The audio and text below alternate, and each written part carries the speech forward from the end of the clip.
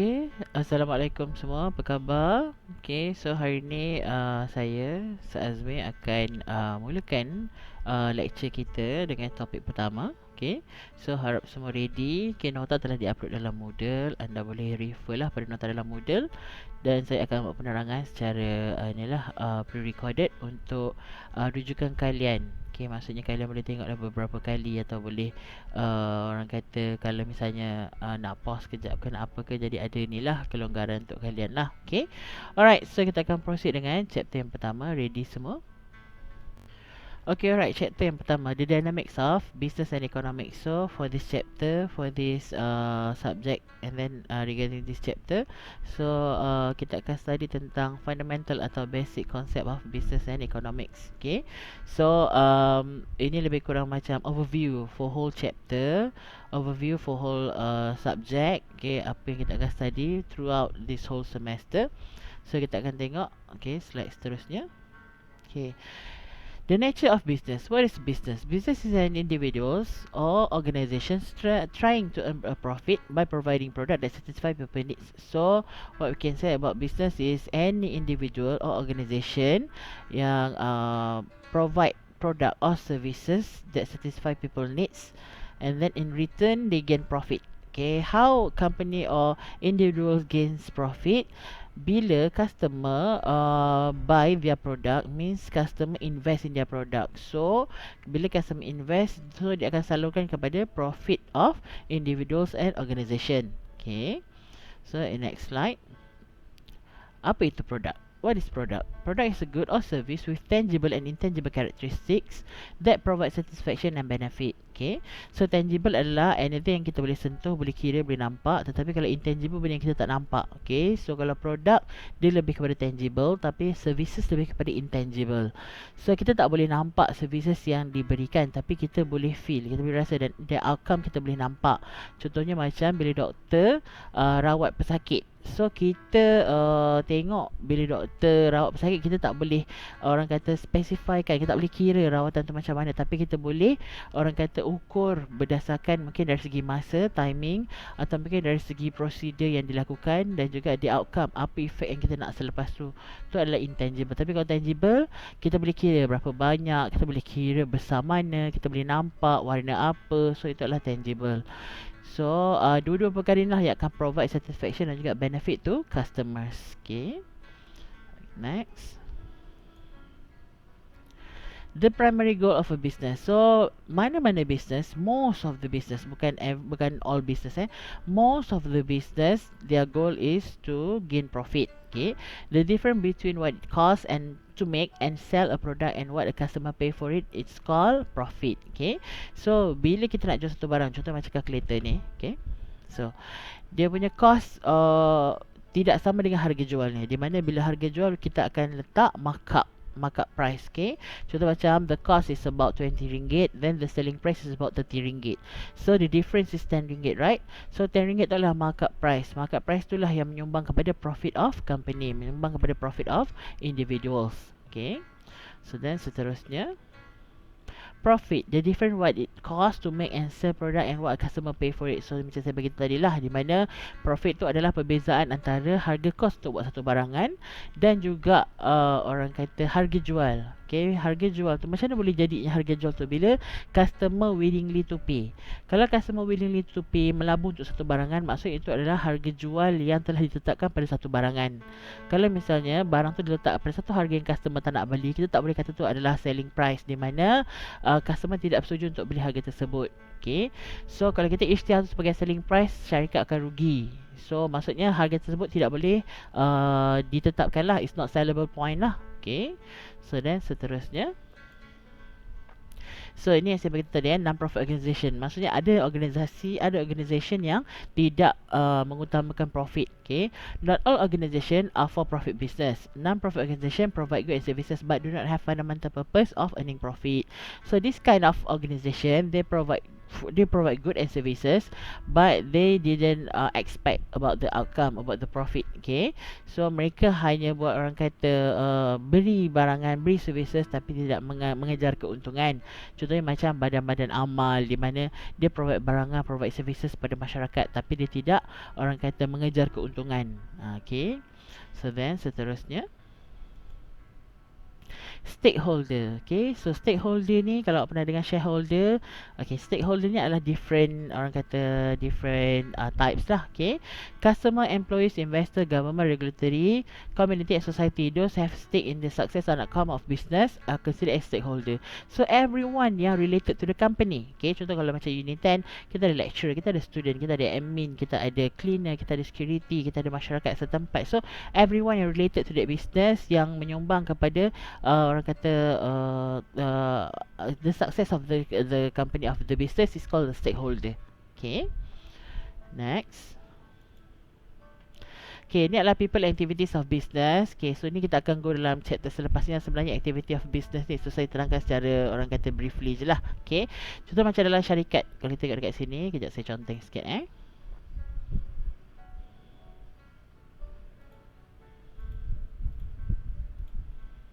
So kita tengok yang pertama. Okay, kita ada finance, kita ada yang kedua, kita ada marketing. Oh, saya ingat pula. Kita ada marketing dan kita ada management. Okay, so ini adalah apa yang berlaku dalam syarikat dan apa effect dia. Contoh macam kepada finance, dia akan effect kepada ekonomi. Okay, lepas tu marketing akan effect kepada regulatory and legal and regulatory forces, dan juga information technology. So management akan effect kepada competition dan juga responsibility and ethics. Okay, so apa maksud these activities ni akan affect kepada, kalau tengok dalamannya kita ada ke owners, employees dan juga customers. Okay, so ni adalah aktiviti yang berjalan, di mana cycle luar ni akan sentiasa bergerak, cycle dalam tu akan sentiasa bergerak juga. Okay, so then next.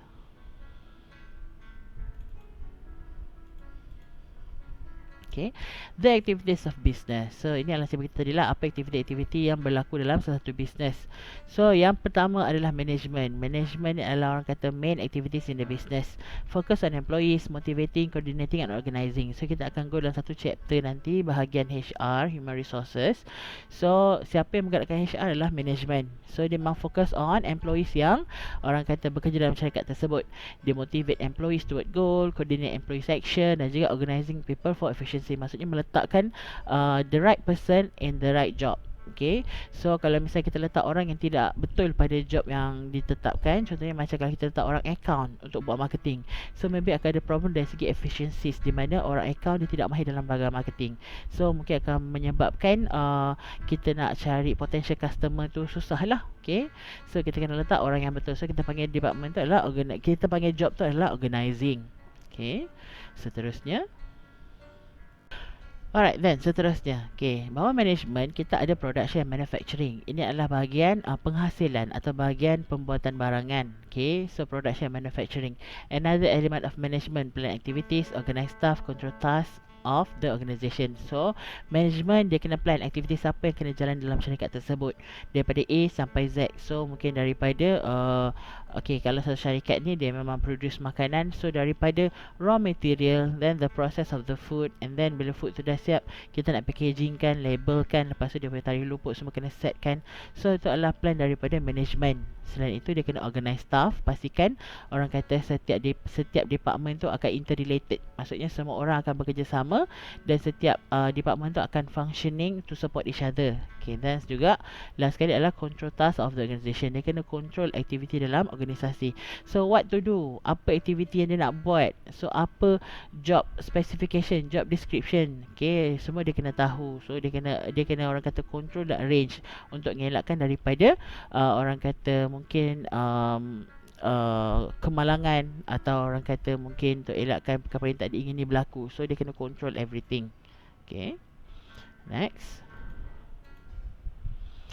Okay, marketing. Marketing focus on satisfying customer. Determine what products customer want. Plan and develop products. Determine distribution, place, promotion and price. So, ni adalah function of marketing. Di mana marketing akan fokus on customer sahaja. So, kita ada department marketing dalam mana-mana syarikat. So, department marketing ni lah yang akan bertemu dengan customer. Dia akan cari potential customer. So dia akan gain information from customer, apa yang mereka nak. Lepas tu kalau kita dah ada produk, apa orang kata dia punya complementary atau complementary pula, compliment dan juga mungkin complain about the product yang kita boleh take orang kata info atau take note. Lepas tu kita buat balik kepada syarikat, kita akan buat analyse berdasarkan customer punya respon. So what we can do about our product, mungkin to improve atau mungkin untuk kurangkan something yang menyebabkan customer rasa tak selesa ke. Okay, so dia determine distribution. Distribution tu maksudnya macam mana nak pastikan produk tu daripada syarikat sampai kepada customer.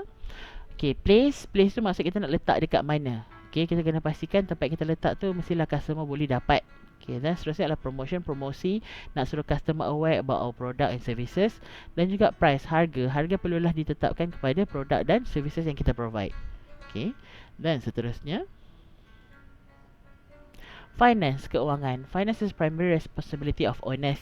Okay, owner kena pastikan perjalanan finance dalam syarikat ni berjalan lancar. Contohnya macam kalau investment terlalu tinggi, bukan investment, expenses.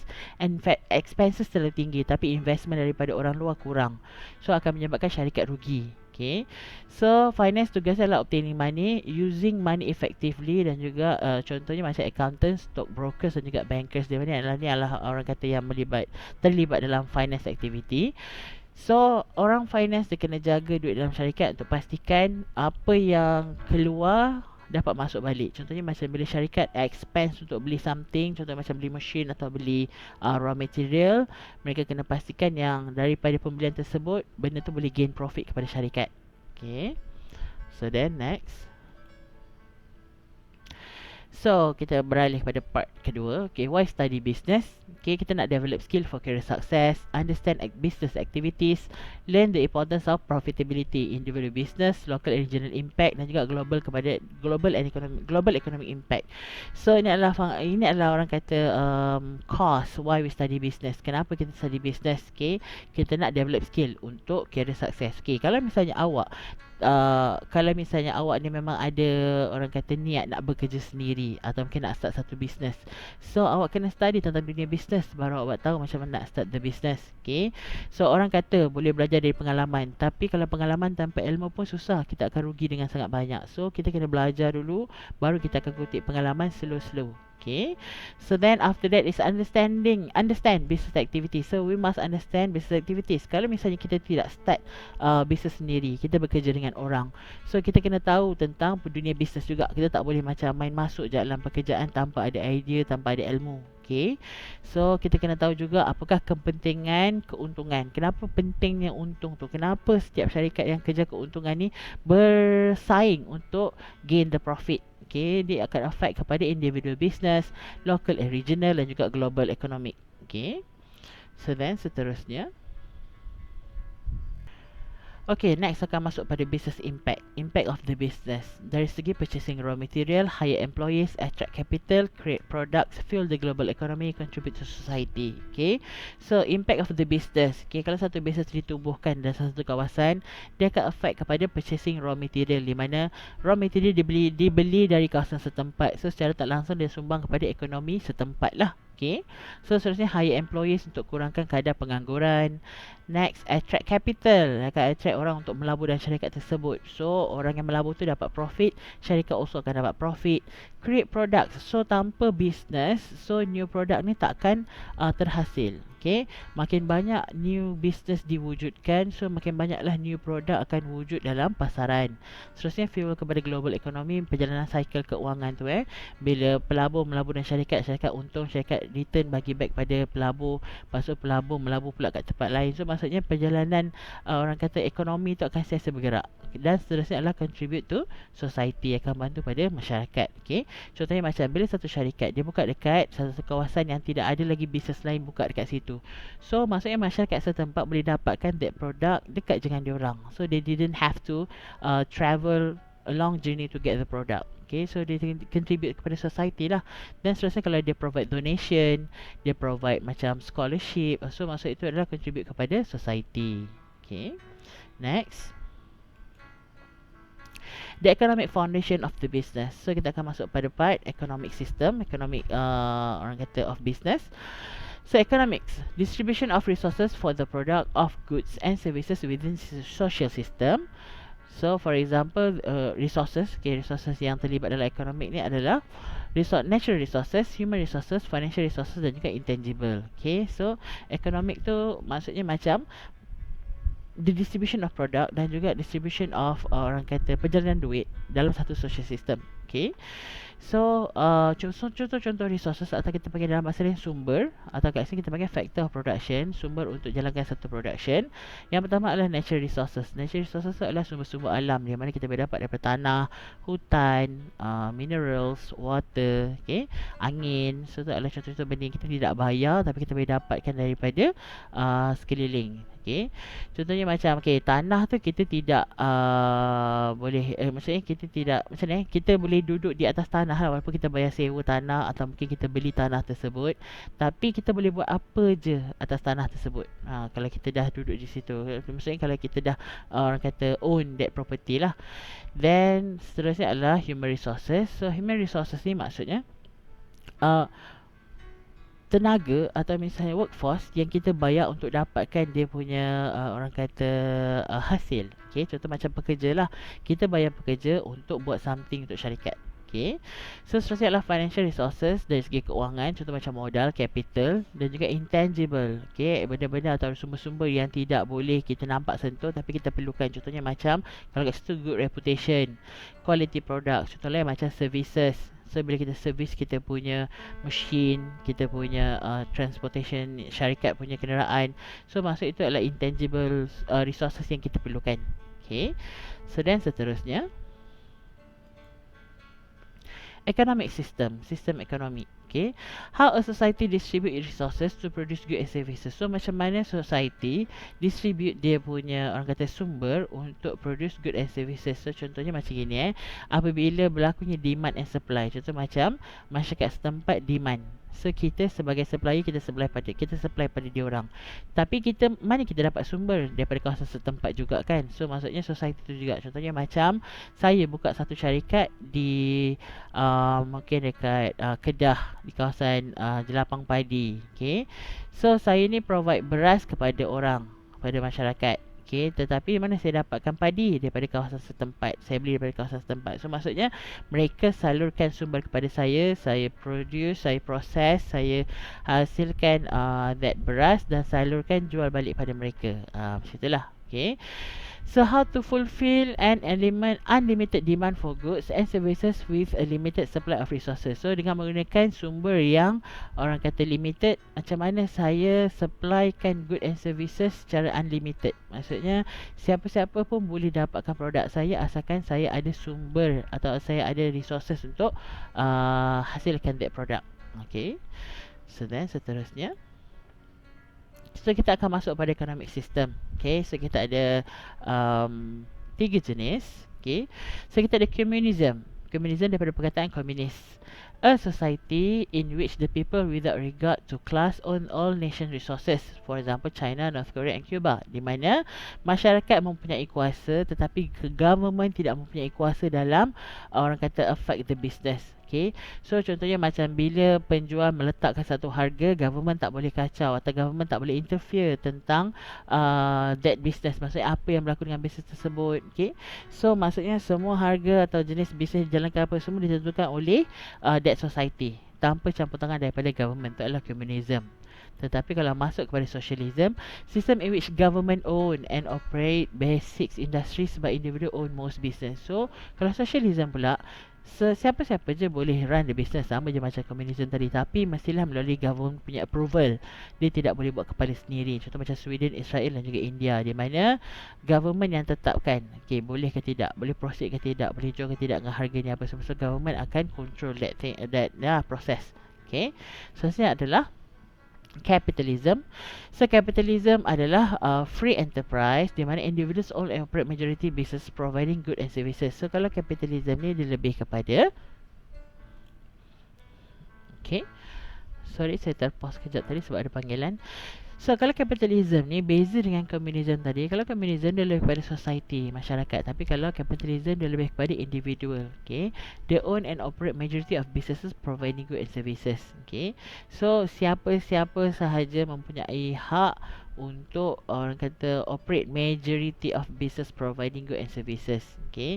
Kalau misalnya tadi communism, dia adalah community atau satu society. Okay. Sekumpulan manusia. Tapi kalau capitalism, siapa-siapa ada hak persendirian untuk orang kata owns and operate majority of business. So dia ada hak untuk orang kata claim satu business adalah business dia, di mana orang lain tak boleh tiru atau tak boleh follow. Okay, itu adalah capitalism. Dan dia tidak melibatkan campur tangan daripada government. Okay, so itu adalah bahayanya capitalism ni, di mana dia lebih berlaku kepada penindasan sebenarnya. Okay, so dan seterusnya. Okey, baiklah. Seterusnya kita ada pure capitalism dan juga modified capitalism. So, apa beza dua-dua ni? Kalau pure capitalism, macam saya bagi tadi, capitalism adalah seseorang individu yang jalankan bisnes tanpa ada government intervention. So, kalau tengok dekat sini, kalau pure capitalism, free market, all economic decision made without government intervention. Memang kalau orang tu jalankan bisnes tanpa ada campur tangan daripada government. So harga berapa dia nak set kat mana dia nak jual apa semua, government tak ada campur tangan. Tetapi kita ada modified capitalism, di mana seorang businessman tu dia boleh orang kata jalankan bisnes dia, tapi government akan intervene pada certain part. Contohnya macam mungkin dari segi kalau bisnes tersebut nak export barangan, kalau that person dia nak import atau export barangan dia ke luar negara, so maksudnya government akan control dari segi import export. Tetapi tentang bisnes apa dia nak buat, harga apa nak buat, government tak akan campur tangan. So itu kita panggil modified capitalism. So mungkin 80% that person control the business, tapi 20% government akan tetapkan rules and regulation yang dia kena follow. Okay, alright, next. Kita ada mixed economics. Okay, so mixed economics maksudnya campuran semua. No country practices pure capitalism, socialism or communism. Economic system can be mixtures and often contain various element of government intervention. So kalau mixed economy maksudnya negara tersebut tak ada siapa-siapa yang kawal harga, tak ada siapa-siapa yang, maksudnya ada je orang kawal harga tapi bukan majority, dan juga ada campur tangan daripada government. Okay, lepas tu tidak ada yang government control 100%, maksudnya ada orang yang boleh run business without government intervention. Itu adalah mixed economics. Okay, contohnya macam Malaysia. Malaysia kita boleh tengok ada je yang mengamalkan komunism, ada je yang socialism, ada je yang mengamalkan capitalism.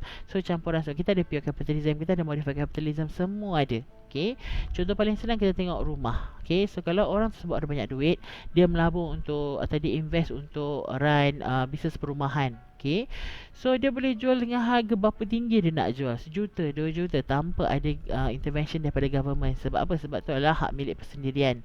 So dia nak letak harga macam mana tinggi sekalipun, government tak akan campur tangan. Tapi dari segi documentation, government akan campur tangan. So maksudnya kalau dia nak wujudkan that business, dia still kena follow government punya rules and regulation. Okay, so contoh macam mixed economics lah. Dan kita ada juga bisnes yang government control, contoh macam harga kawalan, harga siling, itu government akan campur tangan supaya orang kata tidak berlaku penindasan pada orang-orang yang tidak mampu. Okay, so then seterusnya free enterprise system. So free enterprise system lebih kepada macam enterprise yang orang kata free lah, siapa-siapa pun boleh run. Basic individuals and business right. Right to own property, right to earn profit and use them as one wishes, right to make business decision, right to choose. So ini adalah hak-hak awak sebagai individu atau mungkin bisnes yang awak tubuhkan. Okay, so hak awak untuk memiliki that property, hak awak untuk dapatkan profit, hak awak untuk buat decision, dan hak awak untuk choose. Okay, mana satu orang kata bisnes yang sangat orang kata menguntungkan. Okay, so kita ada supply and demand. Okay, demand tu adalah penyaluran. Demand adalah permintaan, supply adalah penyaluran. Okay, distribution of resources and product is determined by supply and demand. So maksudnya perjalanan orang kata pengagihan satu barang itu bergantung pada demand and supply. Makin tinggi orang demand, makin banyaklah supply. Okay, makin banyak supply, demand makin kurang. Sebab apa? Sebab barangan dah terlalu banyak. So dengan itu supply akan berkurang. Bila supply kurang, demand makin naik balik. So supply akan naik balik. So cycle sentiasa akan berulang macam itu. So demand, number of goods and services cost consumer buy at a given price at specific time. Tapi kalau supply pula, number of product business will sell at different prices and at a specific time. So sama lah macam saya bagi tadi, demand adalah permintaan daripada consumer. Tapi kalau supply adalah orang kata penyaluran atau supply daripada business kepada consumer tadi. Okay. Next. Nature of competition ni adalah persaingan-persaingan lah. Competition ni confirm ada. Di mana-mana bisnes yang menjalankan bisnes, bila tengok je macam makin untung akan ada competitors yang akan datang. So competition, rivalry among businesses for consumer dollars. So biasanya competitors ni akan datang sebab dia nak kejar keuntungan juga. Okay. So kita ada pure competition, monopolistic competition dan oligopoly. Okay, pure competition tu many small business in same product market. So bila dikatakan dalam satu kawasan atau dalam satu tempat, contoh macam satu negeri atau daerah, terdapat banyak small business yang jual produk yang sama. Okay, itu adalah pure competition, di mana semua orang jual benda yang sama dan mereka saling bersaing untuk dapatkan customer. So contoh paling senang kita boleh tengok macam dekat Uptown. Okay, so ada satu masa dahulu terkenal dengan musim crop. So everyone nak jual crop. Even kedai makan pun ada juga taruh crop kat tepi, dia jual crop juga. So itulah pure competition. Semua orang jual produk yang sama dalam satu pasaran. Okay. So then lain macam monopolistic competition. So kalau monopolistic competition, small number of business, little difference in product. Maksudnya dalam satu pasaran atau dalam satu daerah atau dalam satu negeri atau satu negara, di mana bisnes kecil ada banyak. Okay, general produk dia semua hampir sama, tetapi setiap produk tu ada perbezaan dia. Contohnya kalau kita tengok dekat dalam, contoh paling senang macam dalam shopping mall. So dalam shopping mall, kalau kita nak cari kedai baju, banyak sangat kedai baju. Tapi apa yang membezakan setiap kedai baju tu? Brandnya, desainnya. Tapi generalnya mereka jual baju. Tu adalah contoh monopolistic competition. Dan seterusnya adalah oligopoly. Oligopoly adalah a very few businesses selling a product. So maksudnya syarikat ada banyak jual produk yang sama, tapi ada certain syarikat jual produk yang slightly berbeza. Saya bagi contoh paling senang macam hybrid car. Okay, syarikat jual kereta ada banyak, tapi tak semua syarikat kita jual hybrid car. So this pasaran hybrid car, hanya syarikat yang produce hybrid car je akan bersaing. Dia tak akan bersaing dengan syarikat lain. Tetapi kalau dia punya main product, atau bukan main product, dia punya general product, contoh macam kereta sedan biasa ke apa semua, so mereka akan bersaing dalam pasaran yang lebih besar. So itu adalah oligopoly, di mana few businesses selling a product. Maksudnya few businesses yang jual produk yang sama, sedangkan ada business yang jual produk yang mereka also jual benda yang sama. Okay, so jangan terkeliru saya cakap. Contohnya macam syarikat jual kereta banyak, tetapi kalau pasal oligopoly ni adalah certain syarikat kereta yang jual hybrid car, di mana bukan semua syarikat jual hybrid car. Okay, certain business yang jual hybrid car, so mereka akan bersaing dalam satu lagi pasaran lagi, kita panggil oligopoly. Okay, so next. Alright, next. So kita akan masuk dalam sedikit pasal macroeconomics. Okay, so macroeconomics bawah yang topik yang kita akan sentuh ni adalah economic cycle and productivity.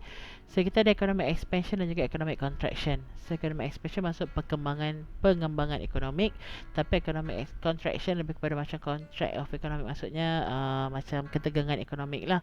So kalau economic expansion, economy is growing and consumer are spending money. So bila bila ekonomi makin berkembang, negara makin maju, so customer atau consumer akan spending money, dia akan spend banyak duit. Okay, tetapi kalau contraction, di mana macam berlakunya apa tu kita panggil ekonomi tidak kukuh atau tidak stable, so spending akan decline. Orang tak akan spending, orang akan simpan duit sebab takut orang kata di masa akan datang ekonomi jatuh ke, kan.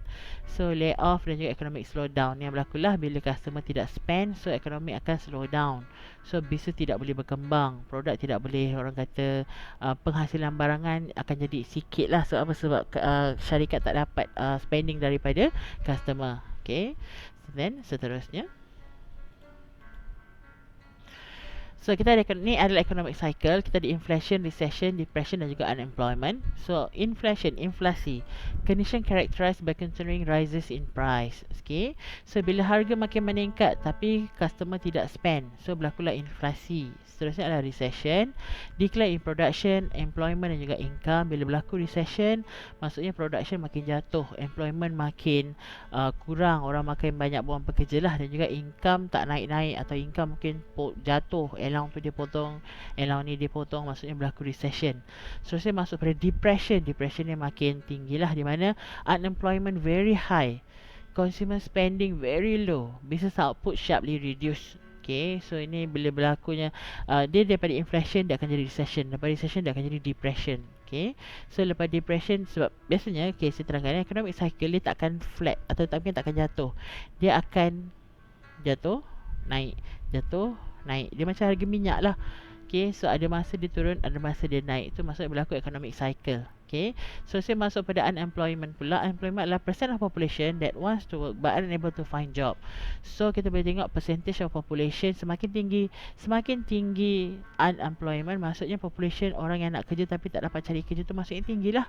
So bila kadar unemployment rendah, maksudnya populasi orang yang nak cari kerja tu rendah juga, maksudnya orang yang menganggur tu kurang lah. Okay, so dan seterusnya. So ini a brief of history of US economy ni tak perlulah sebab kita tak study dah tentang economy of US. Okay, so kita pun tak nak ada kaitan dengan dia. So kita belajar history of orang kata Malaysian economy sahaja. Okay, so dan seterusnya. Entrepreneurship, keusahawanan. An individual who risks his or her wealth, time and effort to develop for profit an innovative product, a way of doing something. So like entrepreneur tu adalah usahawan. Okay, so entrepreneurship adalah keusahawanan. Siapa yang jalankan that entrepreneurship is the entrepreneur, usahawan. Okay, so usahawan ni kita boleh panggil dia macam, kita boleh orang kata dalam sinonim lain dia macam businessman, or we can call them starter of the business, pioneer of the business. Okay, entrepreneurship requires risk, innovation, creativity and reward. So ini adalah orang kata apa yang challenge yang biasanya diperlukan oleh seorang entrepreneur. Okay, dia perlulah risk taker, dia boleh ambil risiko dan berani ambil risiko. Seterusnya dia juga perlulah inovatif. Dia tidak boleh orang kata memaintainkan status quo. Status quo maksudnya fikirannya sama je. Dia kena inovatif, dia kena kreatif, dan juga mestilah dikejar financial reward. Bila awak jadi businessman, financial reward tu adalah satu benda yang memang awak kejar. Awak nak untung, awak nak orang kata kaya, sebab itu awak jadi seorang businessman. Okay, so then seterusnya. Okay, yang role of government in US economy pun tak payah. Ethics and social responsibility in business ni perlu. Okay, di mana setiap bisnes yang dijalankan perlulah mempunyai etika, di mana kita kenalah memaintainkan kita punya orang kata bisnes punya apa tu kita panggil tu macam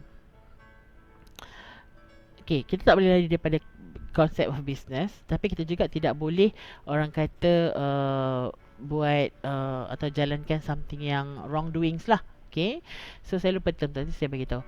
Okay, business ethics refer to standard and principle used by society to define appropriate work behaviour. Sebab itulah ada term business ethics, di mana bila ada rules and regulation atau guideline untuk run the business, sebab itu yang syarikat kena follow. So itu adalah business ethics.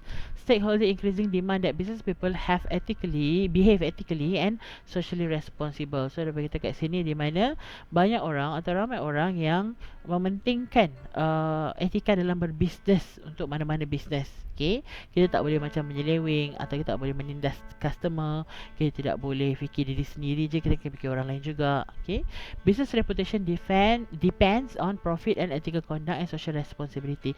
So dalam satu bisnes tu mengejar profit, dia perlulah mementingkan juga ethical conduct and also social responsibility. Dia tidak boleh orang kata jalankan benda-benda unethical, benda-benda yang tak responsible lah, maksud benda-benda yang orang kata tidak bertanggungjawab.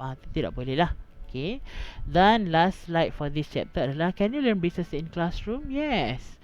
To be successful in business, you need to have knowledge, skill, experience and good judgment. So throughout this subject, throughout this semester, saya akan bagi awak knowledge, saya akan bagi awak theoretical experience untuk awak ada good judgment terhadap sesuatu business. Okay, InsyaAllah lah saya akan cuba provide supaya awak ada idea, awak ada ilmu, okay, untuk judge sesuatu bisnes sama ada dia ethical atau unethical, sama ada satu bisnes tu bagus atau tidak bagus, dan juga apakah contoh-contoh sifat-sifat usahawan yang orang kata bagus ada pada seseorang untuk dia jadi berjaya. Okay, so that's all for this chapter. Okay, thank you everyone. Have a good day. Okay, baiklah. Untuk chapter 1, okay, kat belakang tu ada tutorial question kan, 1 sampai 11. Okay, so untuk first tutorial question ni, I need you to do only even number. Okay, nombor genap sahaja. Don't need to do every number. Cuma hanya buat nombor genap saja, buat dalam Microsoft Words, save dalam bentuk PDF. So nanti bila saya submit. So for now, buat dulu. Okay, so up to you nak buat dalam bentuk essay ke atau nak buat dalam bentuk point form ke, saya tak kisah. Alright, okay, that's all for today. Thank you, bye bye.